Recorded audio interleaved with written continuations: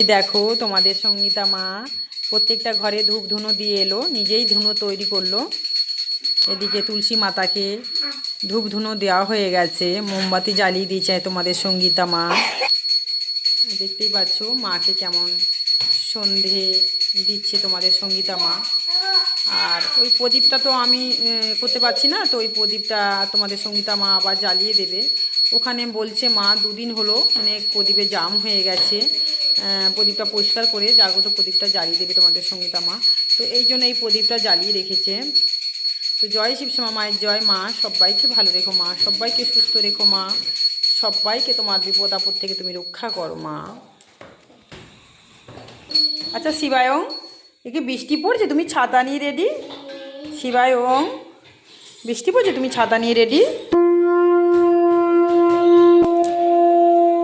শঙ্কটা ধুয়ে নিল, শঙ্কটাকে